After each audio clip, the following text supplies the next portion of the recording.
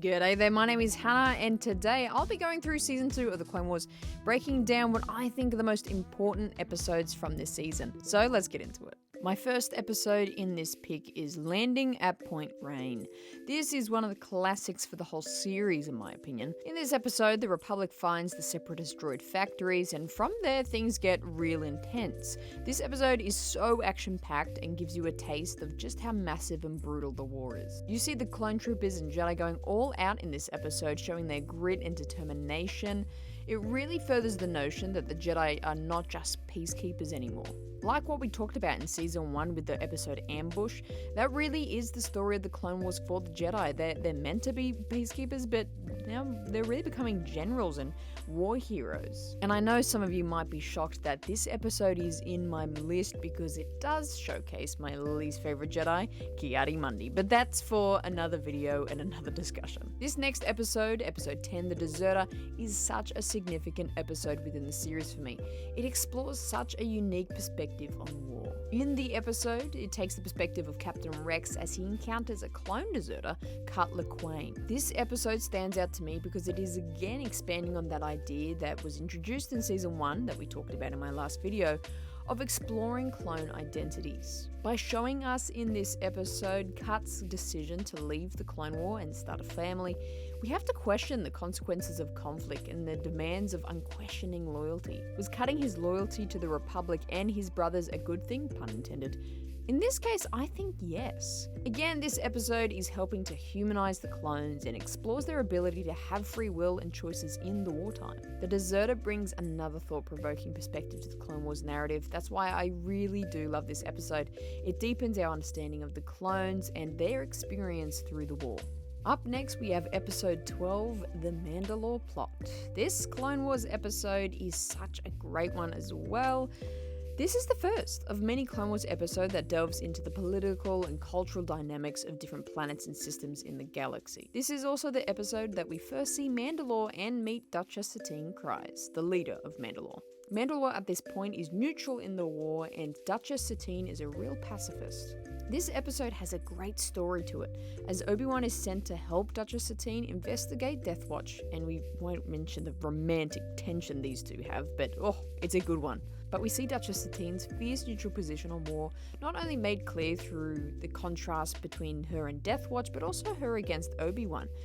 She says in a conversation with him, it's just a fantastic quote, which I think really sums up so much of Mandalore and their involvement in the Clone Wars. War is intolerable. We have been deceived into thinking that we must be a part of it. I say the moment we commit to fighting, we already lost. This episode is a big key to the foundation of knowing Mandalore and understanding why this planet has really one of the most fascinating stories through the Clone War.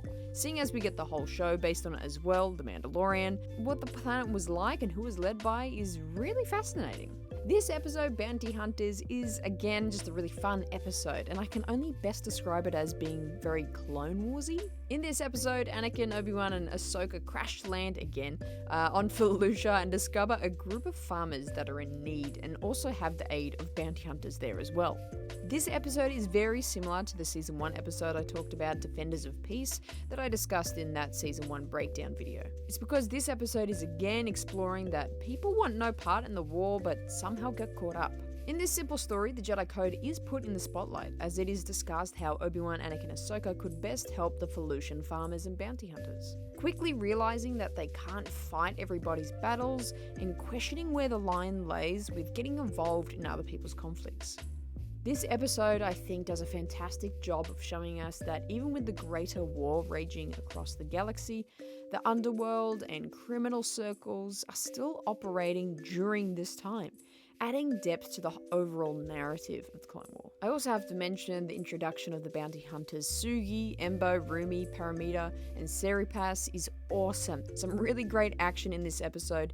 This holds a special place in my heart personally. Finally, we have episode 18, The Zilla Beast. The Zilla Beast episode is such a spectacle in the Clone Wars story with the reveal of the massive beast, the Zilla Beast, but it also brought up an intriguing ethical dilemma. In the episode, the Republic captures the creature, the Zilla Beast, from the Dark planet Malastare and brings it to Coruscant to study its impenetrable armor. Particularly, Chancellor Palpatine is incredibly intrigued with the Zilla Beast and conceals his true use of the study of the creature by saying it's for the Republic. Through the episode, we start to pity and feel for the creature as the Jedi try and protect its natural occurrence of life on Malastare, whereas the Dugs are trying to kill it and Palpatine wants to use it. There's so much going on and you just feel for the Zilla Beast. So many subtle story plot points are hit in this episode. A great episode all round. I really love this one. Season 2, I think, does a great job of piggybacking off the foundation that Season 1 left. The episodes in this season are much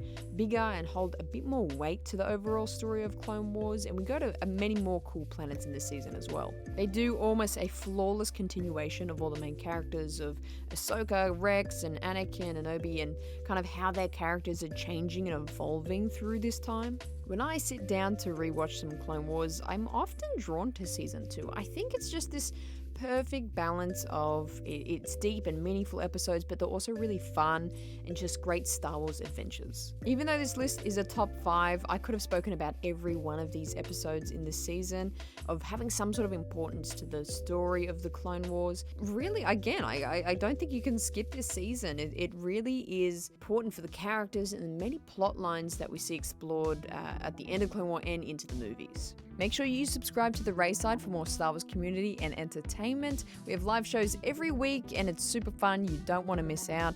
Make sure you also check out my Season 1 breakdown if you haven't already. I'll see you in the next one. My name is Hannah, and always choose the Raeside.